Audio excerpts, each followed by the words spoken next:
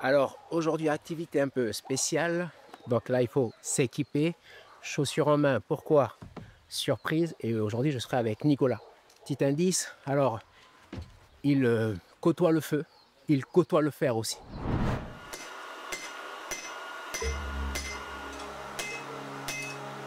Alors Nicolas, tu m'as dit, il ne faut pas trop traîner. Ouais, Bon, ça va être intense. Hein. Il va pas falloir qu'on pinaille et on va essayer de faire un petit couteau de poche là, dans la journée comme on fait pendant les stages là, que j'organise. ok. Et Benjamin se prête à l'exercice avec nous aujourd'hui, il va faire un couteau pour son père. Bon, après, Benjamin est déjà aguerri et un peu expérimenté. Voilà, on va travailler sur différentes enclumes, à différentes altitudes, avec des marteaux plus ou moins lourds. Et l'idée, c'est que ce soit ergonomique, que ce soit confortable. Et après, on va avancer petit à petit jusqu'à arriver à ce qu'on veut faire. On n'est pas forgeron du jour au lendemain. Non, il faut longtemps, ça s'apprend très rapidement, la théorie est quand même assez simple, mais il faut énormément pratiquer. On dit qu'en forgeant qu'on peut devenir forgeron, et c'est tout à fait vrai, il faut en faire, il faut manger des heures et des heures. On fait toujours des erreurs, ça arrive toujours de casser, ça arrive toujours de devoir recommencer, c'est perpétuel. Mais après, en soi, la progression est quand même assez rapide. Le son du marteau sur l'enclume nous transporte dans le passé. Aujourd'hui, on touche à une tradition millénaire. Nicolas est descendant d'une lignée de forgerons. Cela fait plus de 22 ans qu'il chauffe le fer. Avant de commencer, il faut travailler l'acier pour sa mise en forme. Donc c'est un ressort de véhicule qui va être détordu. Et on va commencer à faire la mise en forme.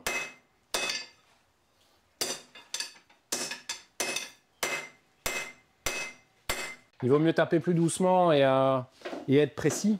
Après, avec l'expérience, on frappe assez fort pour essayer d'aller au plus vite, pour faire subir à l'acier le moins de chauffe possible. Du coup, vas-y.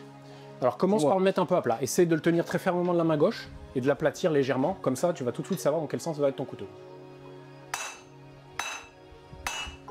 L'idée, c'est de frapper. Je ne peux pas être au four et au moulin. Je confie exceptionnellement ma caméra à Benjamin. Avant de battre le fer, je dois vous dire que je reçois une petite pression. Tu peux tenir le marteau plus près de la tête, là, tu le retournes du coup, comme ça. Okay. Tu mets bien au contact de l'enclume et tu vas frapper sur cette face-là exactement de la même manière. Nickel. Donc tu vois, la coloration est déjà en train de se foncer. Yes. On va le remettre au feu. Ok. On va le chauffer au rouge pour qu'il soit malléable. Ouais. Et là, c'est pas du fer, c'est de l'acier. C'est-à-dire que tu as du carbone à l'intérieur, c'est du métal qui est très très dur. Alors essaye de surtout pas marquer le métal avec le côté du marteau. Faut jamais incliner le marteau. Jamais incliner le marteau. Ton marteau, il faut jamais que la panne elle arrive trop sur le côté. Ah ouais. Sinon tu vas faire des amorces de rupture. D'accord. Après, si tu frappes un peu moins fort comme ça, ça va marcher très bien. Ok. T'es pas obligé de taper très fort. Moi souvent je le fais parce que ça fait gagner du temps. Mais ça sert à rien d'essayer d'aller vite. Ce qui est important, c'est de pas faire de blessures dans l'acier globalement. Ok. De pas blesser l'acier. J'ai préféré laisser le marteau pour la caméra. Avec le fer et le feu, Nicolas aime créer, une passion qu'il aime partager. Le fer a une température de 1800 degrés et près du four, le thermomètre avoisine les 45 degrés. Bien que les conditions soient difficiles, le sourire reste toujours présent. Bon, on va être prêt à descendre à l'atelier. Ah, il fait mieux ici. On va avoir un peu moins chaud et on va pouvoir se mettre le ventilateur. Protection oblige avant de voir la magie opérer. C'est au tour des meules d'animer la serre. Alors nous, on va commencer à travailler sur le backstand. C'est la ponceuse des couteliers de base. Donc c'est des grosses machines qui tournent très très vite, avec des grands abrasifs.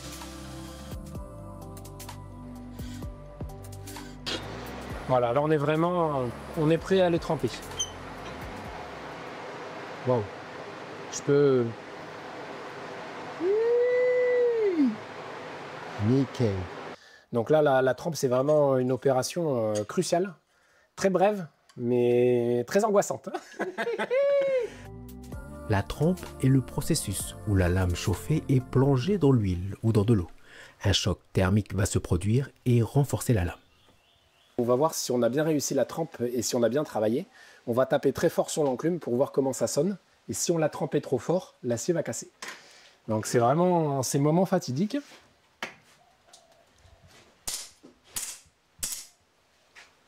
Ça a l'air d'être bon pour celui de Benjamin. Ok, j'ai rien vu venir, mais... Alors... Ça a l'air d'être bon pour le tien. Oh, merci. Oh, la pression! J'ai senti en moi la pression! Une histoire qui se finit bien pour nos deux lames. Il ne reste plus qu'à les affûter. Je vais être obligé de te montrer sur mes jambes, j'ai plus de poil au bras. Vas-y, teste. Le couteau, il coupe. Voilà, je crois qu'on n'aura pas d'autres exemples. Du coup, merci Nicolas, merci Benjamin. Bah écoute, ça va être grand plaisir, on est très content de t'avoir reçu aujourd'hui, on va passer un bon moment avec toi. Bah, merci beaucoup. Voilà, et ben je vous dis à la prochaine aventure. Allez, tada!